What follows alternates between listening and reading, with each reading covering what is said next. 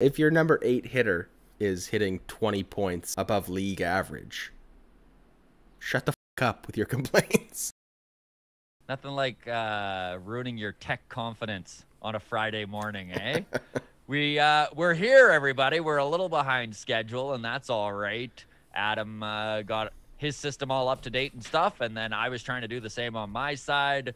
We rebooted we were lagging behind on the live stream is what happened on Tuesday, and both of us were like, okay, well, we got to do something. We're competent. We could pull this off. Yeah. I went the full nuclear option. I did a full factory reset and then thought it won't be that hard for me to re-download all the programs we were using and figure out the settings we had. And do you think I took notes on anything? Of course not. So yeah, same thing. Trial System and error update. again. And then deleted all these files, and then I'm like, wait. I might have needed that. Things aren't booting up like they always do for me. Exactly. But we are here. Thank you so much, everybody, for joining us. Welcome to the Walk-Off. I'm Scott Belford, joined as always by Adam Mack. So pleased to have the Walk-Off community following along with us. We truly appreciate your patronage, if you will. No guest today on the podcast. Now, it's the first time in a long time that we haven't had a guest. And it's just because we've been kind of rolling with 2 guests a week here, and we had some rescheduling issues. So nothing following this on our Apple and Spotify and wherever you get your podcast side. So the audio side, there's normally a guest attached. YouTube, you're probably not even going to notice because you probably just are following along as things drop anyway. So that's fine. We did talk to Rob Wong on Monday. And that was an incredibly in-depth and interesting chat about the Blue Jays. So if you want to hear everything Blue Jays and where Mr. Wong thinks they're at right now, of course, he's with 590 The Fan, Sportsnet's radio network in Toronto. That is on our YouTube channel right now. Of course, all of our guests are brought to you by YourRate.ca. Darren Brown, the mortgage broker, going to get you into that mortgage you need, whether you're refinancing or starting from scratch. Darren Brown has got you covered. Everything is paperless and online, yourrate.ca.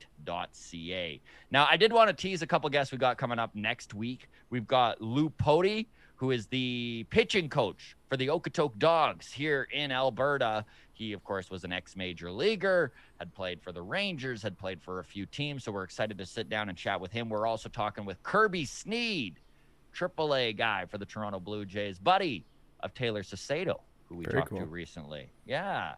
So we're doing that next week as well. All right, my man. Should we get into this? No, you know what? I'm jumping ahead here.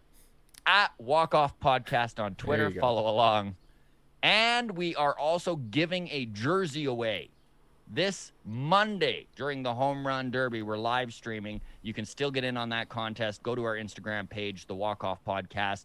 Follow along the contest rules. Pretty much we're just getting you to subscribe to our YouTube and tag a couple Blue Jays friends in the comments of the post. All right, now let's get into it. So last night turned into an off day, my man. Rained out in Baltimore, which is too bad. It was Manoa Day, so we were hoping for a series win there. Of course, a rough game 1 against the O's, but then they slaughtered them in game 2, 10-1, and Hyun-Jin Ryu looked really, really good. But the nice thing with this cancellation yesterday is that now our pitching really lines up sweet against these Tampa Bay Rays for the final 3 games before the All-Star break. We're going with Manoa today, Stripling on Saturday, tomorrow, and then Sunday is going to be Tight Pants, Robbie Ray, finishing things off there. We're 3.5 games back of the second wild card spot right now, my man. We've closed the gap recently. We've closed the gap a little bit. I'm kind of happy with that. Listen, I know that there's a bunch of teams ahead of the Jays. 3.5 back, though, that is not out of this thing. It's not insurmountable, for sure. By any means. I mean, the truth is 3.5 games, you can make that up in a good week. Let's be serious, right? Yep. The right teams lose, and you win 6 or 7 in a row, and you're right there. It's kind of exciting. Right in the thick of it. I mean, you couldn't really ask for much more. I think there's no way this team doesn't add. No, absolutely. We have to be buyers in the next 2 weeks. And I think we already have been. So And we already have been, exactly. If we weren't going to add, I don't know why we would have done what we've done already. 100%. 100%. So we're going to get into the trade rumors, the options out there in a few minutes. We're also going to touch on Shohei Ohtani continues to just be the beast of the year. Let's face it. So we'll get into him and the home run derby. We'll touch on Daniel Camarena. Oh. Just want to make sure I say that. Good job. I don't even want to say the name. Yeah, I know. But he was the reliever with the Padres yesterday that hit the big grand slam. So we'll talk that a bit too. Okay, let's start with Ryu. I want to start with Ryu because this is a take that I have that I know some Blue Jay fans are absolutely going to hate this. So Ryu has been struggling, and we knew this, and we kind of deep dived into his struggles last podcast on last Friday. And basically what it broke down to is that he just wasn't locating his changeup, and he wasn't locating his cutter. And he was getting ahead in the count, but he just could not finish these guys off. Now, here's some stats of Ryu over June into July here. His strikeout rate was at 11%, which is the lowest in the MLB. He was at 25% in April and May. So that's a pretty significant drop-off. Yep. He struck out 7 in his 5 innings against Baltimore and looked right back to where he should be, right around that 25% strikeout rate. Now, everybody is hailing Danny Jansen a hero. I'm going to be honest here. I have nothing against Danny Jansen in this scenario. I still think he should be the backup catcher for this team. In fact, I think we've talked about this before, that make Kirk hit him his way onto this lineup, right? Make Kirk get so hot in AAA that they have no options but to be like, okay, well, we need to figure something out with either Reese McGuire or Danny Jansen, right? Mm-hmm. Now, a lot of Blue Jays Twitter, a lot of Blue Jays fans feel that Danny Jansen was the turning point for Ryu in this scenario. And he might be. I'm going to say right now, I think Danny Jansen had very little to do with Hyun-Jin Ryu turning the corner here. You're going coincidence? I truly believe it's coincidence. I truly believe that he was on the verge of coming out of it last start. But this is the thing with a guy with a 91-mile-an-hour fastball who relies on steady control, is that if he's off a little bit, you get hit. Yeah. And that was the big thing when you look at his heat chart of where he was placing his cutters. They went from in April and May all dotting that inside corner, just beautiful, right? And then all of a sudden they all moved 6 inches to the middle of the plate. And all of a sudden, if your cutter is cutting right down the center, makes for problems.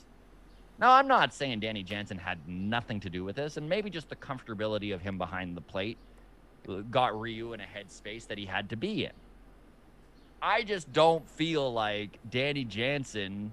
I mean, Hyun-Jin Ryu is Hyun-Jin Ryu. We brought him in as the ace. This is a guy who has done it for almost 10 years. He proves time and time again that he's a good pitcher. I don't know where you fall on this, and maybe I'm not giving dues to Danny where I should be. What are your thoughts, my man? Well, I know that his struggles, his dip in production seemed to coincide with the crackdown on sticky substances. And that was easy to dismiss as like, well, his spin rate has never been like extremely high. We didn't see really a dip in his spin rate, everything like that. So I don't think he was a sticky substance guy.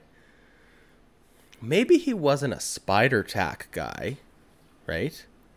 But maybe he was using something more than sweat and sunscreen, right? Like, yeah, maybe it was sunscreen and rosin, which again they've really cracked down on those two. Yeah. So even if he wasn't using a sticky substance to get an absurd spin rate, maybe it was a control thing, right? Maybe he went from something with a little bit of grip where he could just pinpoint to now he's throwing that pool ball. And, you know, like just when we're talking about like it's like you said, it's a difference of like The cutter's just missing by 4 inches from where he used to be throwing it, right? Yeah.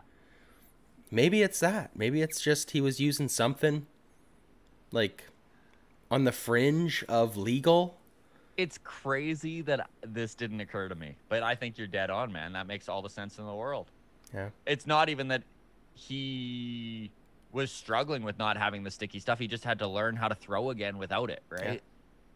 And I think there's a lot of pitchers that are struggling with this. I do not think that Yinjin Ryu is the exception in this scenario. No, absolutely not. And, you know, I hope that now he's just figured out the control, but, you know, like we said, he's never been a high spin rate guy. I don't think that's it. But, no, you know, control is control. And if you got to learn to grip it differently, then that's going to be a factor.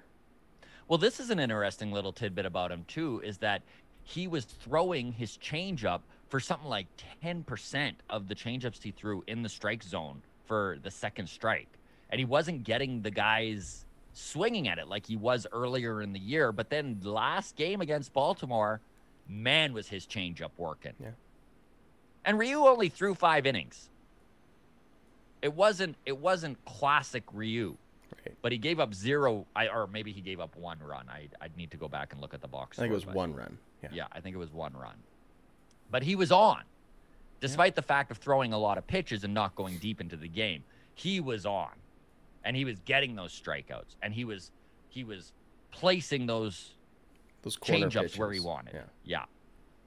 Which definitely is what makes that man sing. You know? Oh, yeah, absolutely. Control and pinpoint control, moving the ball around that strike zone. So hopefully this game is a sign that he's found it again, whatever that might mean, and that he's back to normal, and that this isn't just a blip on the radar and he's back to struggling, right? And you know what? I really think that this is a great way for him to go into the All-Star break, right? Feeling good about himself. He kind of figured out what he was doing.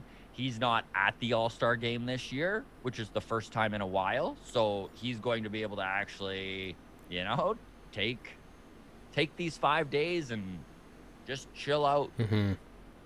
And Ryu's a guy, too, that I think is really better on more rest. So he's going to be able to come back after this All-Star break. He'll probably be the guy that they start the Texas series with, coming out of the All-Star break.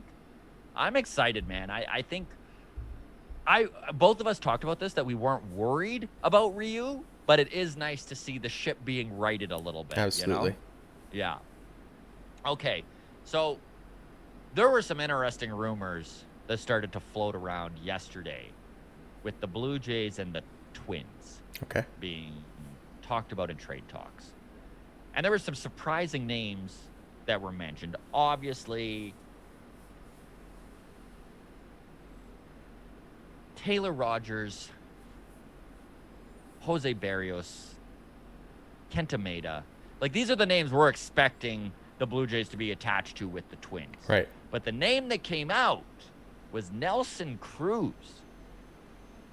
41-year-old, bopper.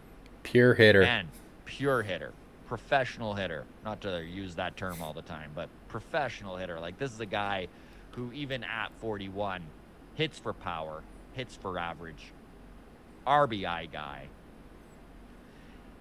Now, let's be honest, man. This was surprising because this is not really the type of player that this lineup needs. Okay. Right? Nelson Cruz doesn't profile as a guy that the Jays would be after. But what caught my attention is that maybe the Jays are in on something here where we're talking a little bit bigger than bolstering this lineup. We're talking about like a blockbuster. Maybe they wind up with Taylor Rogers, the Twins closer. Maybe they wind up with Jose Barrios and Nelson Cruz. And the thing with Cruz, I mean, he's been a 1-year guy forever, right? He goes 1 year to 1 year deal to 1 year deal, just as kind of hired gun year to year, right? Absolutely. Really. And it's been so cool to see. Like, he's been doing this since he was 36 year to year. Like, this is, I think, his 5th or 6th 1 year deal in a row. And he always gets his money. Yeah. You know, he's always getting that $15, $16 million. I think this year was 12. So I think part of it is just with the Twins being so out of it, what do they need Nelson Cruz for? So if the Jays can get Cruz for literally almost nothing but paying money, and I think the Twins would throw him in a big deal where they're getting prospects and stuff for Berrios and Rogers. Okay. If the Jays are prepared to pay $4 million of Cruz's remaining salary type of thing. And maybe they are. My goodness, like this lineup with Nelson Cruz in it, like, dude, what the hell? So he would just DH, or would he be a bat off the bench? He would DH, I think. Okay. I think that we would see him sitting on the bench more than maybe he is used to. Not a very good fielder. You can't use him in the field. He's too old. He's not a viable option in the outfield anymore. He's not a viable option at first base. He's a bat. Yeah. What do you like? You want that to happen? I mean, what are the names that it would sure. cost us? Throw a price tag out to get that. That's the big thing. What does it cost us? If it's a low-level prospect, if we're giving up a guy like they gave up to get Simber, right? Then I'm all for it. When you say low-level prospect, you're talking about the price increase on Berrios to throw in Nelson Cruz. Pretty much, right? Okay. So, like, let's say to get Berrios and Rogers, which is what I would if I'm talking with the Twins, I want both of them. Okay. Why not? So, at that case, then we're talking, and it depends on the route the Twins want to go. Maybe the Twins don't want Lourdes or somebody like that. Maybe they're actually in a point where they're like, you know what? We're looking further down the road. Yeah. Yeah, give us Groshans, give us some guys in A-ball that look promising. Maybe it's a prospect package. The Twins are in a tight financial situation here, and they do have some really good players on this team, and maybe with the right trade can really go from the rebuild to the retool, right? Right. I don't know. It's interesting. I was surprised to hear Nelson Cruz's name attached to the Jays. At the same time, it doesn't surprise me. Shapiro and Atkins are always looking for value where they might come out on top. I'm not going to be surprised. I know everybody wants us to focus on pitching. I'm really not going to be surprised if we do add another big bat. I know we've talked about it in Texas with Ian Kennedy and Joey Gallo and some sort of a big package. Maybe that's really shooting for the stars. You know, or with the Cubs, getting Kimbrel and Bryant. You know, I know both of us are a little cooler on Bryant than maybe most of the fan base is. But Nelson Cruz and Berrios, that's pretty substantial. That would be pretty cool. Especially if they're not paying a pile for it, right? Like, especially if they're managing their assets in a way that this front office just loves to do. Yeah. So you did just bring it up. Let's talk Kimbrel and Bryant for a second here. I did have an interesting stat here that I did wish to just go over with everyone. My apologies. Well, at least you have it ready to roll. Yeah, right. Here we go. Here we go. All right. Welcome back. So Chris Bryant, since May 5th, is hitting .239 with a .317 on base percentage, a .386 slugging, 8.8 walks per nine, 23.9% K rate, 8.8% walk rate, sorry. And then Kevin Biggio, since May 5th, is hitting .264 with a .364 on base percentage and a .438 slugging and a 13.9 walk rate and a 20.5% K rate. That was very dense stats, Scott. It is very dense stats. Who's but better? What I'm saying is that if we're going to go out and pay big bucks to bring in a rental in Chris Bryant, right? If we're going to pay big prospect capital for a guy with worse numbers than the guy currently playing third base, I don't get it. Now, is Chris Bryant's ceiling higher than Biggio's? Of course it is. I'm not an idiot. But can we guarantee that Bryant's just going to return to his ceiling after cooling off to the level that he has? And I know how hot he was at the top of the season. I know he had probably one of the best Aprils in all of baseball. I'm aware of that. And that is where his ceiling is. Man, I just don't wish to see us give up a Jordan Groshans or a Gabriel Moreno or a Simeon Woods Richardson or something crazy like that to get Kimbrel and Bryant, when Bryant very well could just be a move sideways.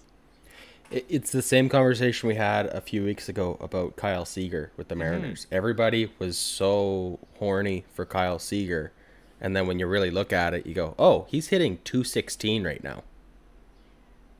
It's the same thing. Yeah. It's like, yeah, I don't want to see a lateral move at third and give up any sort of prospect capital.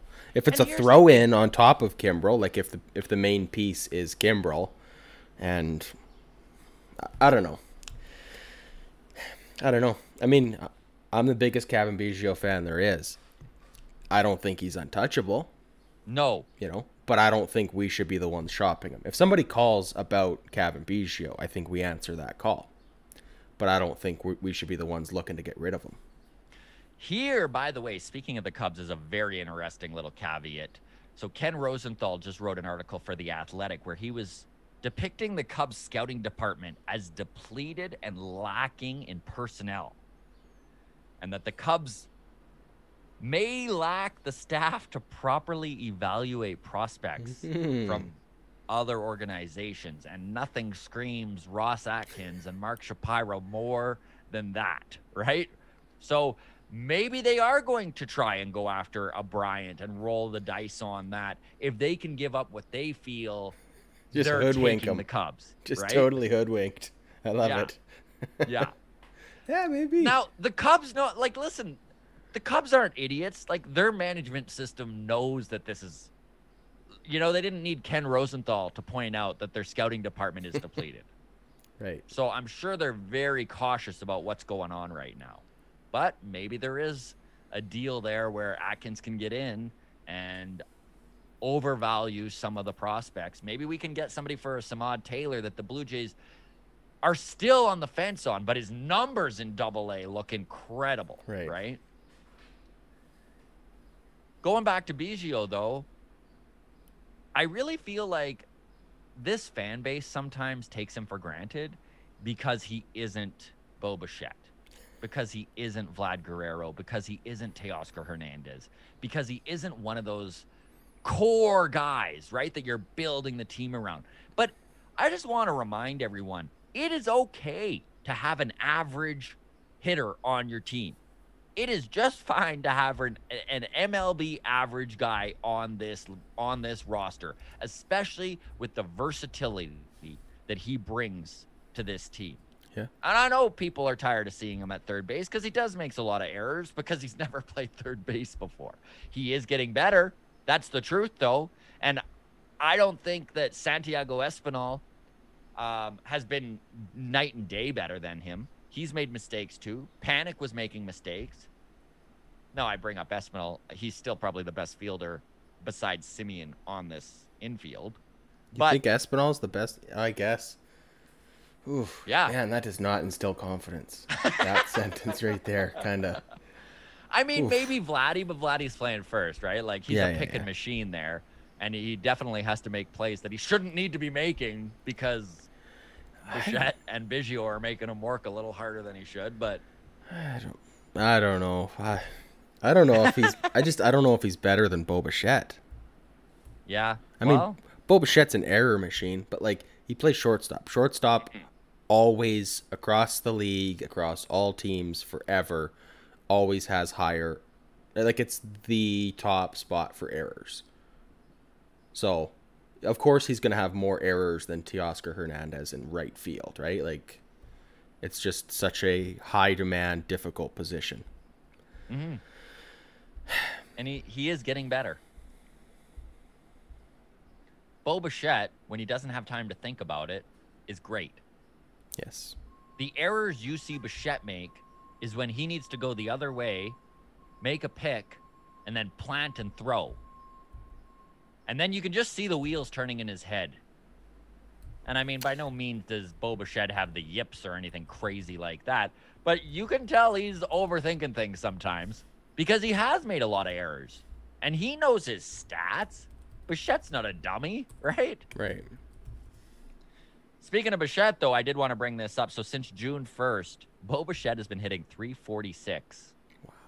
For his batting average. He's got 5 home runs. He's got 25 RBIs. He's got 27 runs scored. Like, the guy is on fire since June 1st. He's been one of the best players in the MLB, which is why he's an all-star. That's why we get to see him start at the all-star game. I think now that Correa has all the Astros have been like, I don't want to get booed. Well, I am paraphrasing. I mean, I think what they actually said is, oh, we really need these 5 days rest. It's best for the team or something like that. But we all know they don't want to be booed. Of course not. So, sorry, should be interesting. Just before we move on from these guys here, while you were discussing that, I was just looking up the league batting average. I know we talked about Kevin Biggio has been hitting 266 since May 5th. 264. 264. So the league batting average across the entire MLB, all players, all at-bats taken, all hits, everything, is 240. Right. So to say Kevin Biggio is an average hitter, not even doing him justice. He's well above average. Yeah. Right? Like 264. Well above bat. Like, that's a great batting average. His plate discipline is still great. I know people are crapping on him, saying it's not what it was last year. I mean, it wasn't what it was last year when he was injured and playing through it. That's true. Since he's returned from that injury, he's been literally Kevin Biggio that we know and love. Yeah. Right? Absolutely. Or maybe not everyone loves, but that we know.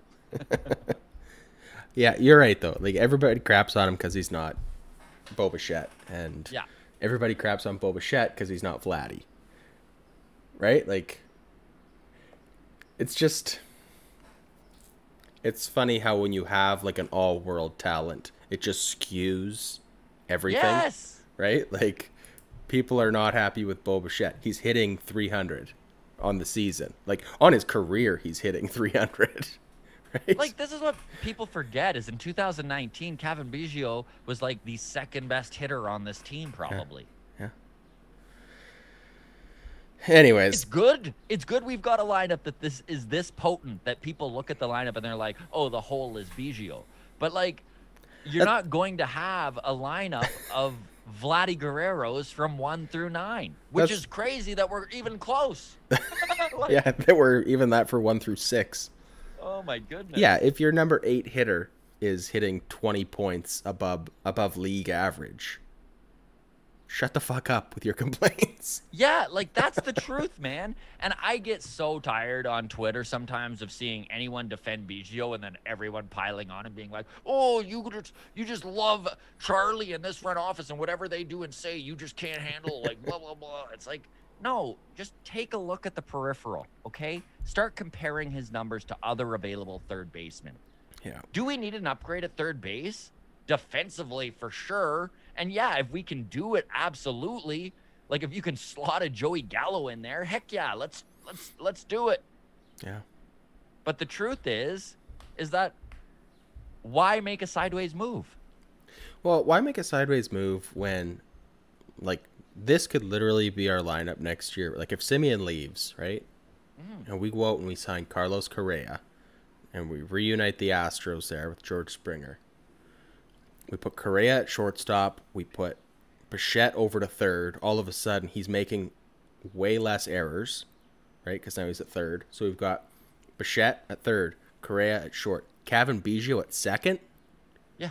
We're going to love that. If we have a second baseman that's a great because he's a great second baseman. We can all agree on that, right? Yeah. He's at least league average to slightly defensively, above. Right? Yeah. And so if you have a second baseman that's hitting 260 with a on-base percentage of 500, 50, yeah. Like, I don't know. It just seems crazy to be like, wow, we got to get rid of him. Like, win now, sure, I guess. But, like, this is also a potentially 10-year window that we have to consider. And I do want to reiterate that neither Adam or I are saying he's untouchable. No.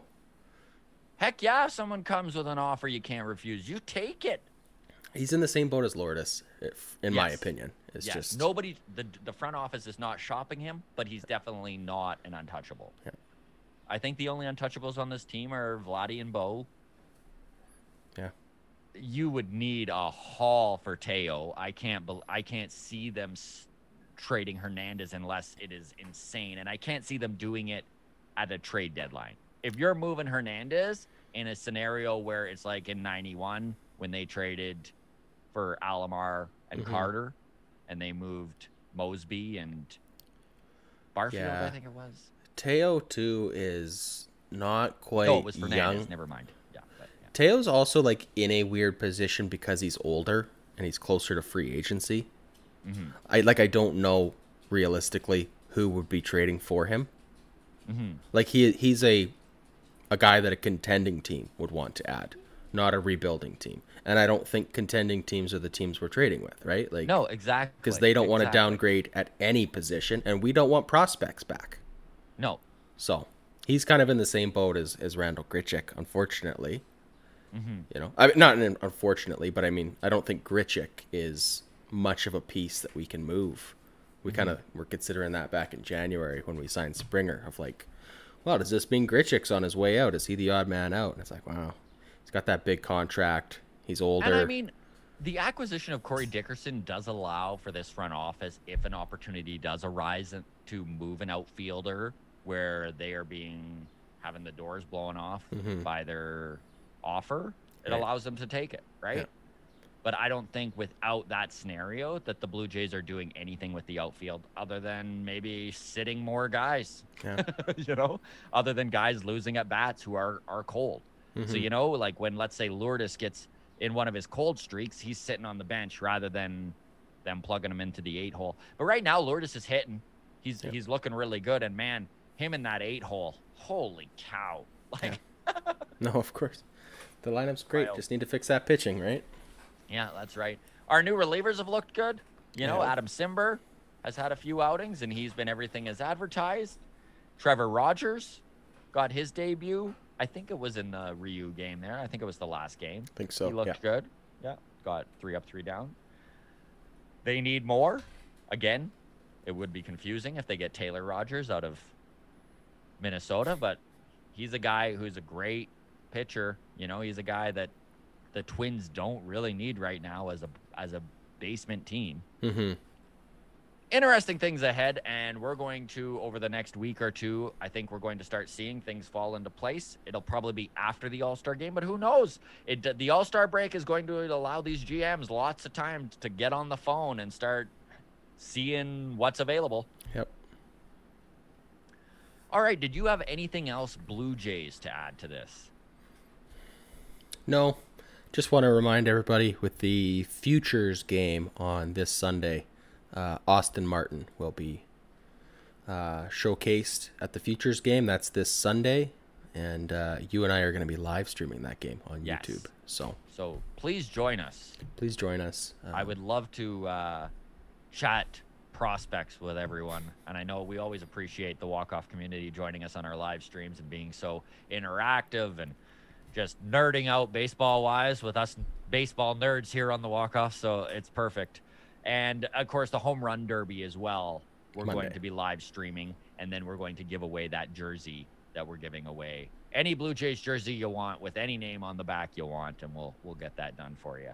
So that transitions perfectly into Shohei Ohtani, who, of course, is going to be the star of the Home Run Derby.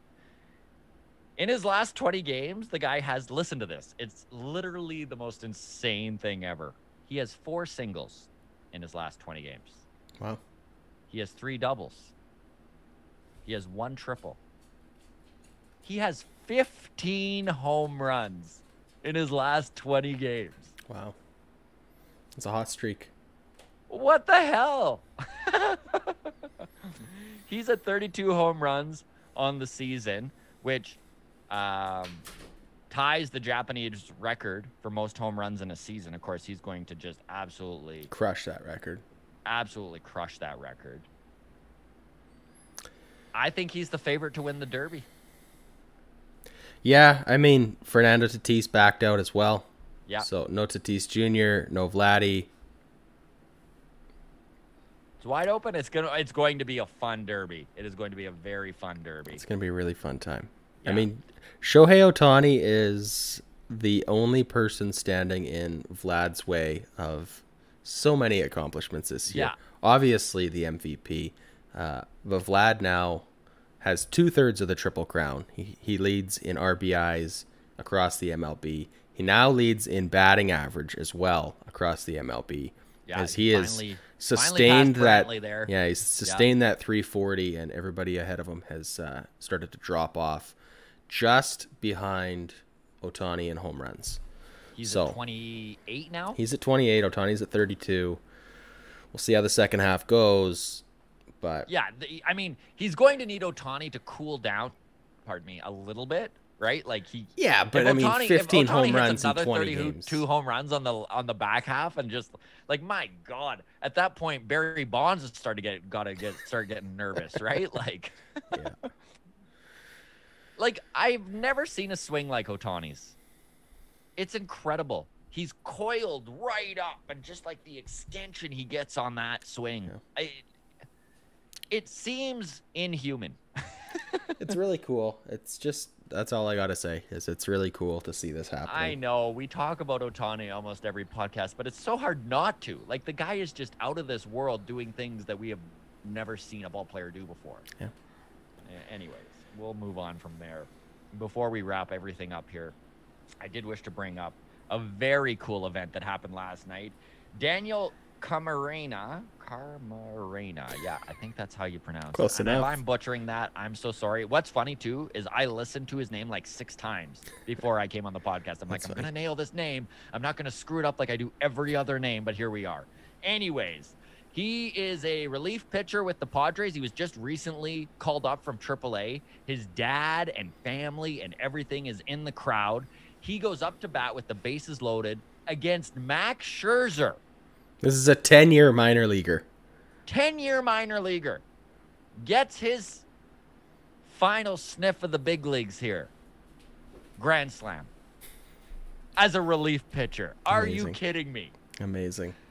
And what's, if you have not seen the video, you have to see it, because his dad just like literally breaks down. Like, his dad's like jumping around, and then he literally just crumbled to the seat. And he's just like got his head buried in his hands. He's just bawling his brains out, right? Like, it was just such a magical moment to see. I have goosebumps just talking about that. That's so cool. It is. And if you're a ball fan, it is worth just that, the goosebumps it gives you to watch. So look it up. It's very, very cool. All right. I think we're going to wrap it up there. Did you have anything to add here before we call this thing? Not at all, sir. Thank you. All right. Well, thank you so much, everybody, for tuning in. Always appreciate all of you at the walk-off community here. We are going to be streaming once again the prospect game on Sunday. Tune in for that. Just join us on our YouTube channel, the Walk-Off Podcast. You can also join us for the Home Run Derby. We'll be live streaming that as well and giving away that jersey. Go to our Instagram page to enter the contest there. All right, everybody. Thanks so much for listening. All the best. We'll see you Sunday.